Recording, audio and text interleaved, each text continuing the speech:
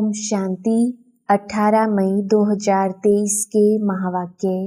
मीठे बच्चे, इन आँखों से जो कुछ देखते हो उसे भूलना है। सब शरीरधारियों को भूल अशरीरी बाप को याद करने का अभ्यास करो। प्रश्न, तुम बच्चों का मुख ज्ञान से मीठा होता, भक्ति से नहीं, क्यों? उत्तर, क्योंकि भक्ति में भगवान को सर्वव्यापी कह दिया है। सर्वव्यापी कहने से बाप और वर्षे की बात खत्म हो गई है, इसलिए वहाँ मुख मीठा नहीं हो सकता।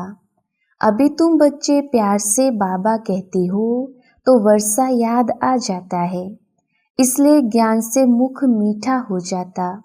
दूसरा, भक्ति में खिलौनों से खेलते आए, परिचय ही नहीं था तो मुख मीठा कैसे हो? गीत। ओम नमो शिवाय। ओम शांति। शिवाय नमः अथवा नमस्ते भी कहा जाता है। नमस्ते हमेशा बड़ों की जाती है। मनुष्यों का बुद्धि योग पतित पावन बाप के साथ नहीं है। पतित को पावन बनाने वाला है ही एक, उनको कहा जाता है शिवाय नमः। यह भी बुद्धि में आता है कि शिव तो है निराकार। अगर शंकर को नमः करेंगे तो कहेंगे शंकर देवताय नमः। शिवाय नमः वह अलग हो गया, शंकर देवताय नमः वह अलग हो गया।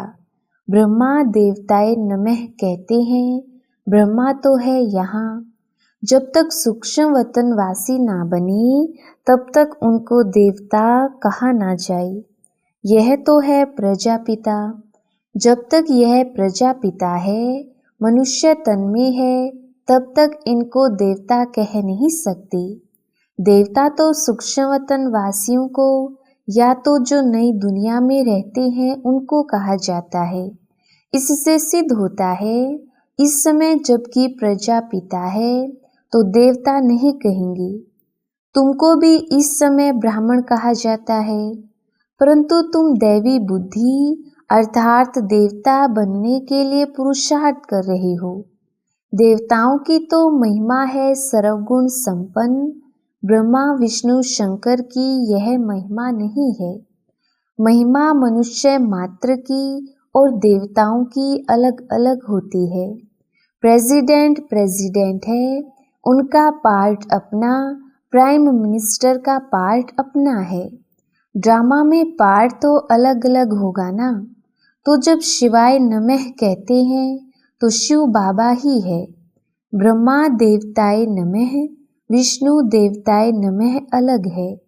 शिव बाबा को ऐसे नहीं कहेंगे, उनको कहेंगे परम पिता परमात्मा शिव, क्योंकि शिव और सालिग्राम है। वह छोटे छोटे दिखाते हैं, वह बड़ा है। बाबा ने समझाया है कोई भी छोटे बड़े होते नहीं हैं। उनको कहा जाता है परम पिता परमात्मा, गॉड फादर। यह क्यों कहते हैं? आत्मा सालिग्राम शिव को बाबा कहती है तो जरूर बाप से वर्षा मिलना चाहिए, क्योंकि वह है स्वर्ग का रचयिता। जरूर आदि सनातन देवी देवता धर्म की रचना परमपिता परमात्मा ने की होगी और कोई कर ना सके। उस बाप को सर्वव्यापी कहने से वर्षे का नाम निशान गुम हो जाता है। जैसे कहते हैं कि गॉड इज ओमनी प्रेजेंट, हाजिरा हजूर है। कसम भी जो उठाते हैं वह झूठा। कहते हैं ईश्वर बाप को हाजिर नाजिर जान, बाप को जानते नहीं। तुम बच्चे जानते हो अभी ईश्वर हाजिर है, बरोबर वह सुप्रीम सोल है। उनकी महिमा सबसे न्यारी है। एक तो निराकार है, उनका नाम शिव है। उसका जिस्मानी नाम कभी पड़ता नहीं है। बाकी सभी के तो नाम होते हैं जिस्म के। जन्म बाय जन्म शरीर के नाम बदलते रहते हैं। बाकी आत्मा आत्मा ही है, मनुष्य का नाम बदलता है। कहेंगे फलाने का पितृ अथवा श्राद्ध खिलाते हैं तो वह याद आता है। अब जिस्म तो उनका जल जाता है, बाकी रहती है आत्मा, तो आत्मा को खिलाते पिलाते हैं। आत्मा को निर्लेप कह ना सके। बाप बैठ समझाते हैं, जब कोई शरीर छोड़ते हैं तो शरीर तो खत्म हो गया, फिर किसको खिलाते हैं? भले खिलाएंगे आत्मा को तो भी शरीर में मोह रहता है। यहाँ बाबा कहते हैं कि कोई के शरीर के साथ मोह नहीं रखो, बिल्कुल नष्टो मोहा बनो। सब शरीरों को बुद्धि से निकालना है। अब इन आँखों से जो देखते हो वह भूलना है। बाप सिर्फ कहते हैं मुझे याद करो, मेरा तो कोई शरीर नहीं है, इसलिए डिफिकल्टी होती है। सगाई की अंगूठी पहनाते हैं ना, अब वह तो है निराकार, उसका कोई चित्र नहीं है। अंगूठी पहनाई जाती है कि निराकार शिव बाबा को याद करो। नई बात हो गई ना। मनुष्य मरता है तो समझो वह खत्म हो गया। उसका पितृ किसको खिलाते हैं? जरूर आत्मा आएगी, संस्कार आत्मा ले जाती है। यह खारा है, यह मीठा है, किसने कहा? आत्मा कहती है मेरी जबान को कड़वा लगा, मेरे कान बहरे हैं, मेरे माथे में दर्द है। यह कहने वाला कौन है? मनुष्य भूल गए हैं। बाप समझाते हैं आत्मा ही दुख सुख भोगती है। अभोक्ता सिर्फ बाप है। बाप ही बैठ आत्मा का ज्ञान देते हैं। बाकी आत्मा सो परमात्मा कहना यह बड़े ते बड़ा अज्ञान है। सारी दुनिया में कहते हैं परमात्मा सर्वव्यापी है, फिर उनको याद करने से क्या मिलेगा? भगत उनको याद करते हैं, परंतु उनसे मिलता क्या है ये कोई नहीं जानते। सर्वव्यापी कहने से मिलने की बात ही नहीं उठती। आसुरी मत पर चलने से मनुष्य नीचे ही गिरते जाते हैं। श्रीमत तो एक ही बाप की है। आसुरी मत देने वाला है रावण, जिसकी मत पर एक दो को दुख देने लग पड़ते हैं। अब तुम हो ईश्वरीय संप्रदाय, एक दो को सुख देने वाले। बाप है सर्व का सुखदाता। मनुष्य अपने को सर्वोदया लीडर कहते हैं, परंतु सर्व का मालिक रचयिता तो ईश्वर को ही कहा जाता है। सर्व माना सारी सृष्टि का सद्गति दाता कोई मनुष्य को नहीं कहेंगे। तो मुख्य बात है पहले सर्वव्यापी का ज्ञान निकालना पड़े। बाप को सब याद करते हैं। भगत चाहते हैं भगवान आकर हमको कुछ देवे। बाप ने जरूर कुछ दिया है। रचयिता रचेगा तो देगा भी ना। बाबा देते हैं स्वर्ग की बादशाही। उस बाप को भूलना नहीं है, यही है मेहनत। अब तुम बच्चे तो समझो सियाने हो, पहले तुम बहुत बेसमझ थे। बाप को सर्वव्यापी कहने से कुछ भी नहीं मिलता। पहले पहले बाप सिद्ध कर बताते हैं वह है परम पिता। परम अक्षर लौकिक बाप को नहीं दिया जाता। परम पिता है परे से परे, परम धाम में रहने वाला। वह है सुप्रीम। वही मनुष्य सृष्टि का बीज रूप है। बाप बीज है ना। स्त्री को एडॉप्ट कर फिर रचना रचते हैं।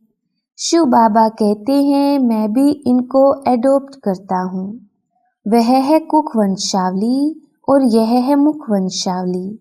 यह ब्रह्मा मेरी स्त्री है, परंतु चोला तो पुरुष का है।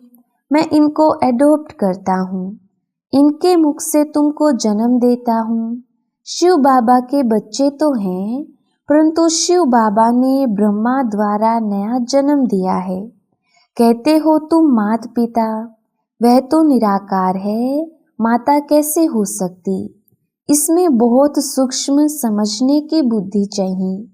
बाप को कहा है रचयिता, तो वह क्रिएट कैसे करे? जगत अम्बा सरस्वती जिनको कहते हैं वह तो ब्रह्मा की बेटी मुख वंशावली गाई जाती है। अब माता उनको कहें या इनको, असल रियलिटी में यह साकार ब्रह्मा माता है। परंतु पुरुष तन का है तो माताओं की चार्ज में इनको कैसे रखा जाए, इसलिए फिर जगत अम्बा निमित्त बनी हुई है। बाप कहते हैं मैं इनमें प्रवेश कर इनको एडॉप्ट करता हूँ।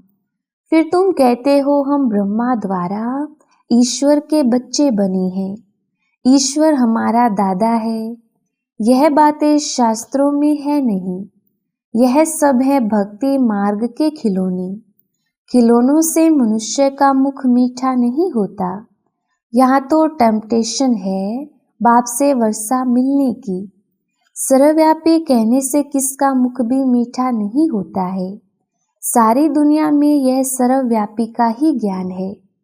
इस समय जो बच्चे हैं उनकी ही बुद्धि में हमारी याद है, तो उन्होंने फिर लिख दिया है मैं सर्वव्यापी हूँ। सभी मनुष्य मुझे याद करते हैं परंतु जानते नहीं हैं, तो अर्थ का कितना फर्क कर दिया है। रस्सी को सांप बना दिया है। अब आप कहते हैं मेरे को याद करो और कोई को नहीं। इसका मतलब यह नहीं है कि मैं सर्वव्यापी हूँ।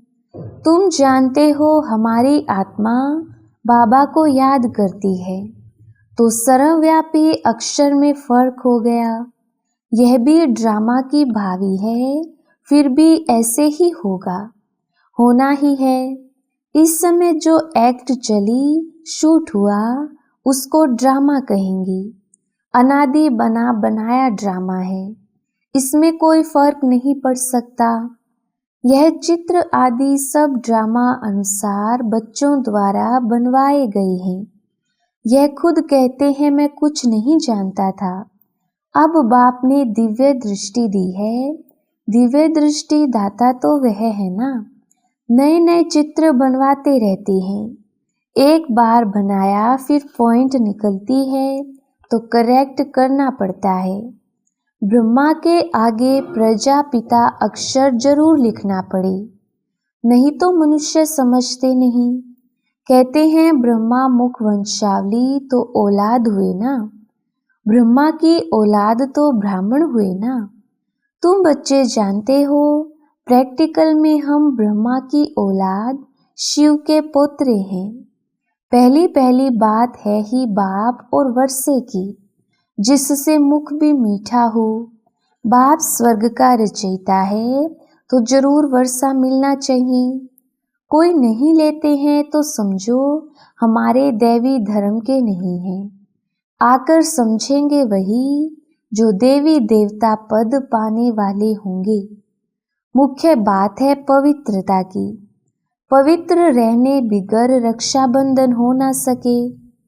बाप से प्रतिज्ञा करते हैं बाबा हम पवित्र जरूर बनेंगे। पवित्र बनने के बिगर आपके पास कैसे आ सकेंगे। जरूर श्रीमत पर ही श्रेष्ठ बनेंगे। सतयुग में तो नहीं बनेंगे, जरूर कलयुग में बने होंगे। कलयुग अंत सतयुग आदि का संगम होगा, अर्थात संगम पर ही बाप आकर बच्चों को स्वर्ग का वर्षा देते हैं। भारत का नाम बहुत बाला है। भारत ही सचखंड और झूठखंड बनता है, और खंड गोल्डन एज में नहीं होंगे।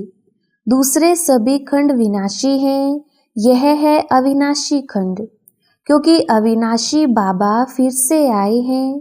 धर्म स्थापना की एक्टिविटी जो हुई है, कल्प बाद फिर वही चलेगी। बाप कितना वर्षा देते हैं। मोस्ट बिलव्ड बाप है। गृहस्थ व्यवहार में रहते हुए तुम प्रवृत्ति मार्ग वालों को पवित्र जरूर बनना है। सन्यासियों का निवृत्ति मार्ग वालों का धर्म ही अलग है। वैसे और अलग अलग अनेक धर्म हैं, वह स्वर्ग में नहीं आएंगे। जो हमारे धर्म के और धर्मों में मिल गए हैं वही निकलेंगे। अब तुमको कितना ज्ञान मिला है। तुम्हारा तीसरा नेत्र खुला है। त्रिकालदर्शी तुम बन रहे हो। सिवाय तुम ब्राह्मणों के और कोई भी मनुष्य मात्र त्रिकालदर्शी नहीं होते। देवताएं भी त्रिकालदर्शी नहीं हैं। बाप कहते हैं तुमको तीसरा नेत्र दे सज्जा बनाता हूँ। तुम बच्चे जानते हो हमारा अब तीसरा नेत्र खुल रहा है। जैसे बाप में सारे सृष्टि के आदि मध्य अंत का ज्ञान है, वैसे हम जो उनके बच्चे हैं, हमको भी बाबा द्वारा ज्ञान मिला है। गोया हम मास्टर ज्ञान सागर बन रहे हैं और किसको मास्टर ज्ञान सागर नहीं कहेंगे, परंतु तुमको भी ज्ञान सागर नहीं कहेंगे। तुम ज्ञान नदियाँ हो। बाकी ऐसे नहीं अर्जुन ने तीर मारा और गंगा निकल आई, ना ही गौ के मुख से पानी निकल आता है। वहाँ गंगा कहाँ से आएगी? कहाँ तुम 2 भुजा वाले, कहाँ वह जगत अम्बा को 4-6 भुजाएं दे देते हैं। तुम बच्चों को बहुत कुछ समझाना है।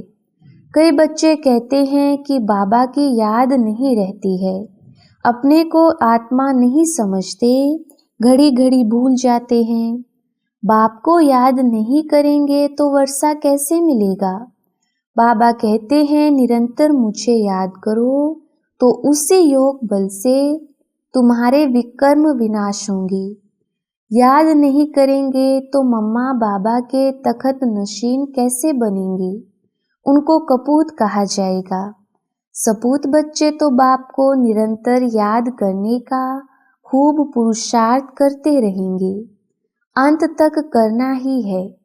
बाप को जितना याद करेंगे उतना तुम्हारी कमाई है। अपना चार्ट रखो, जो ओटे सो अर्जुन, उन्हें ही वारिस कहा जाता है। अच्छा, मीठे मीठे सिकिलधे बच्चों प्रति माता पिता बाप दादा का याद प्यार और गुड मॉर्निंग। रूहानी बाप की रूहानी बच्चों को नमस्ते। हम रूहानी बच्चों की रूहानी बाप दादा को याद प्यार गुड मॉर्निंग और नमस्ते जी। धारणा के लिए मुख्य सार। पहला पॉइंट, ईश्वरीय मत पर 1-2 को सुख देना है, किसी को भी दुख नहीं देना है। बाप समान सुखदाता बनना है। दूसरा पॉइंट, इन शरीरों से मोह निकाल नष्टो मोहा बनना है। सपूत बच्चा बन निरंतर बाप को याद करने का पुरुषार्थ करना है। वरदान, हंस आसन पर बैठ हर कार्य करने वाले सफलता मूर्त विशेष आत्मा भव। विस्तार, जो बच्चे हंस आसन पर बैठकर हर कार्य करते हैं, उनकी निर्णय शक्ति श्रेष्ठ हो जाती है। इसलिए जो भी कार्य करेंगे उसमें विशेषता समाई हुई होगी। जैसे कुर्सी पर बैठकर कार्य करते हो, तो वैसे बुद्धि इस हंस आसन पर रहे तो लौकिक कार्य से भी आत्माओं को स्नेह और शक्ति मिलती रहेगी। हर कार्य सहज ही सफल होता रहेगा। तो स्वयं को हंस आसन पर विराजमान विशेष आत्मा समझ कोई भी कार्य करो और सफलता मूर्त बनो। स्लोगन, स्वभाव के टक्कर से बचने के लिए अपनी बुद्धि, दृष्टि व वाणी को सरल बना दो। अच्छा, ओम शांति।